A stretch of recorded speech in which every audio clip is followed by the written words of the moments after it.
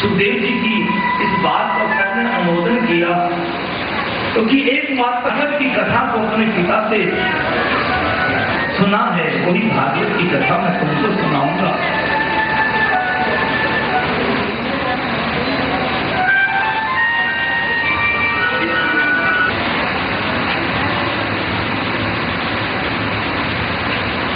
राजन, जो कथा मैंने अपने पिताजी से सुनी है वही कथा मैं तुमको सुनाऊंगा भागवत।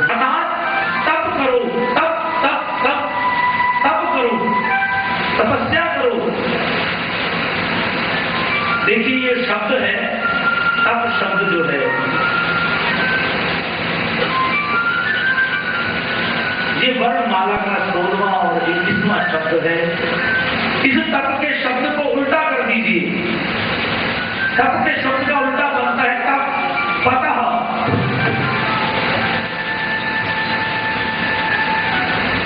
अर्थात यदि कोई व्यक्ति जीवन पा करके तपस्या नहीं करता, भगवत भजन नहीं करता, तो उसका जरूर पतन हो जाएगा, एक ना एक दिन पतन हो जाएगा। इसलिए व्यक्ति को जीवन में तप करना चाहिए। ब्रह्मा जी को ये शब्द सुन करके तपः तपः प्रेरणा प्रदान हुई कि मुझे तपस्या करनी चाहिए, तो ब्रह्मा जी ने तपस्या प्रारंभ कर दी। कितने वर्ष बीत गए तपस्या करते करते, जब भगवान प्रसन्न हुए, भगवान ने प्रसन्न होकर के ब्रह्मा जी को अपने वैकुंठ धाम का दर्शन कराया, और दर्शन कराने के बाद भगवान ने अपने कर के स्पर्श से ब्रह्मा जी को सारा ज्ञान प्रदान कर दिया। वो चतुश्लोकी भागवत प्रदान की। 4 श्लोक सुनाए। पहले श्लोक में ब्रह्म तत्व, दूसरे में जग तत्व, तीसरे में माया तत्व, चौथे में आत्म तत्व। ये 4 श्लोक चतुश्लोकी भागवत सुनाई। यही चतुश्लोकी भागवत ब्रह्मा जी ने अपने पुत्र देवर्षि नारद को सुनाई, और देवर्षि नारद ने वही चतुश्लोकी भागवत मेरे पिता वेद व्यास जी को सुनाई, और मेरे पिता वेद व्यास जी ने उस चतुश्लोकी भागवत से 18,000 श्लोकों की रचना की। वही भागवत मैंने अपने पिताजी से सुनी। राजन, जो प्रश्न आपने मेरे से किया है, ऐसा ही प्रश्न एक दिन विदुर जी ने मैत्रेय जी से किया था।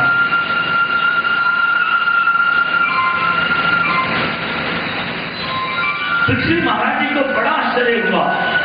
पृथ्वी महाराज कहने लगे, भगवान, इन दोनों महात्माओं का आपस में मिलन कहां से हो गया?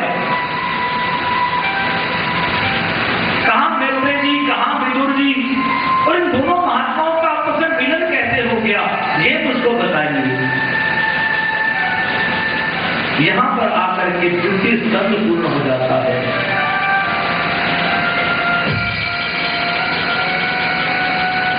तृतीय स्कंद प्रारंभ होता है। अब विदुर जी और मैत्रेय जी का मिलन कैसे हुआ, सुखदेव जी बता रहे हैं। लेकिन इसको समझने के लिए कि विदुर जी और मैत्रेय जी का मिलन कैसे हुआ, ये प्रसंग हम महाभारत से लेते हैं कि विदुर जी और मैत्रेय जी का मिलन किस प्रकार से हुआ।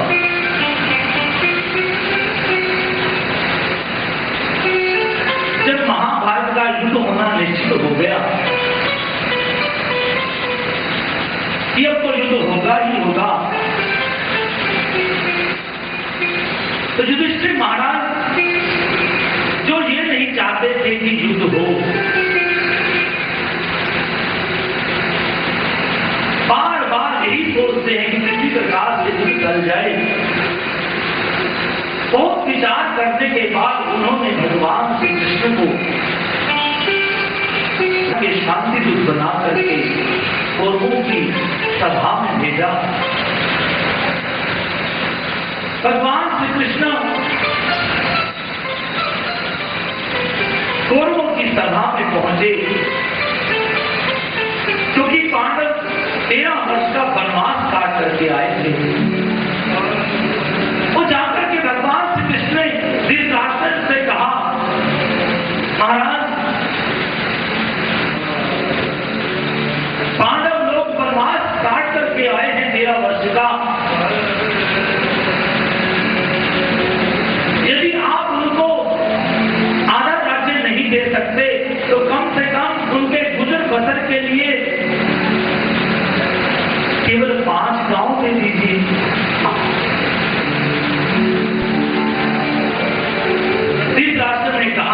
केशव क्यों नहीं दूंगा मैं? और 5 गांव हमारे लिए होते क्या हैं? वो तो मेरे भाई पांडु के पुत्र हैं, तो 5 गांव तो मैं जरूर दे दूंगा, लेकिन मैं जो भी काम करता हूं ना, पहले अपने पुत्र दुर्योधन से विचार करता हूं, दुर्योधन से पूछता हूं। दुर्योधन सामने खड़ा है, आप पूछ दो। देखिए धृतराष्ट्र आंखों से तो अंधा था ही, लेकिन साथ साथ में मोह अंध भी था। साक्षात भगवान खड़े हुए हैं और क्या बात कह दी कि मैं जो भी काम करता हूं अपने पुत्र दुर्योधन से विचार करके करता हूं। जब दुर्योधन के कानों में ये बात पड़ी तो दुर्योधन ने कहा, केशव आप 5 गांव की बात करते हैं, अरे एक सुई के बराबर भी भूमि बिना युद्धे न केशव, बिना युद्ध के मैं एक सुई के बराबर भी भूमि नहीं दूंगा। तब भगवान ने कहा, विनाश काले विपरीत बुद्धि। अगर तुम लोगों का यही विचार है कि युद्ध होगा तो विनाश होना निश्चित है, कौरवों का विनाश होकर के रहेगा, भगवान ये कह करके चलने लगे तो दुर्योधन के पास खड़े हुए थे शकुनी, और दुर्योधन ने तुरंत कहा, मामा मैंने केशव को ठीक जवाब दिया ना? शकुनी ने कहा, भांजे तुमने बिल्कुल सही बात कही है, अरे तुमने तो मेरे मुंह की बात छीन ली, तुमने बिल्कुल सही जवाब दिया है। और दुर्योधन मैं तुमको बताता हूं कि पांडवों की अपनी कोई शक्ति नहीं है, पांडवों की यदि कोई शक्ति है तो ये केशव है, ये कृष्ण है। और मैं तुमको सलाह देता हूं कि केशव को पकड़ करके 2, 4, 5 दिन के लिए बंदी बना दो, पांडव ये सुन करके वैसे ही मर जाएंगे। दुर्योधन ने तुरंत सैनिकों को आदेश दिया, पकड़ लो कृष्ण को। जैसे दुर्योधन ने अपने सैनिकों को कहा कि पकड़ लो कृष्ण को, ऐसा अद्भुत वहां पे नजारा हुआ कि जितने भी वहां पर सैनिक खड़े थे वो सारे सारे कृष्ण नजर आने लगे, और जिनके हाथ में भाले थे, किसी के हाथ में धनुष बाण थे, उनके हाथों में कुछ नहीं है, चारों तरफ कृष्ण कृष्ण नजर आने लगे। द्रोण ने आश्चर्यचकित होकर के जब भगवान कृष्ण की ओर देखा तो क्या देखा, भगवान श्री कृष्ण का विराट रूप, और उनके मुख से कितनी ज्वालाएं निकल रही है और कितने महारथी में लोड तोड़ हो रहे हैं। विशाल विराट रूप दुर्योधन देख करके हक्का हक्का हो गया और चरणों में गिर गया, हे कृष्ण मेरा अपराध क्षमा कीजिए, मेरा अपराध क्षमा कीजिए।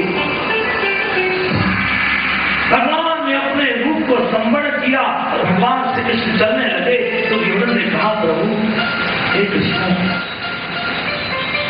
आप मेरे घर में, मेरे महल में अतिथि को स्वीकार कीजिए, आपके लिए कितना भोजन बना हुआ है वो तो पाकर के जाएं।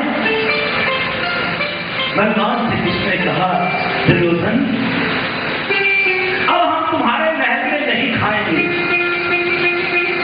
और वैसे भी किसी के यहाँ पर कब खाया जाता है?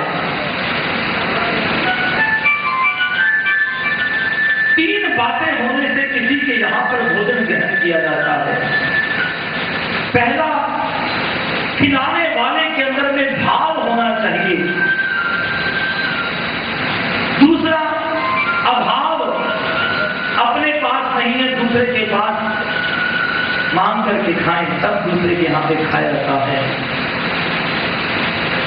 तीसरा, प्रभाव, इतना प्रभाव कि वो बार बार कहें, भाई साहब आप खा लीजिए खा लीजिए, उनके प्रभाव के कारण हम वहां पे खा लेते हैं। तो दुर्योधन 3 बातें होने से, भाव, अभाव, प्रभाव, ये 3 बातें होने से किसी के यहाँ पर भोजन पाया जाता है।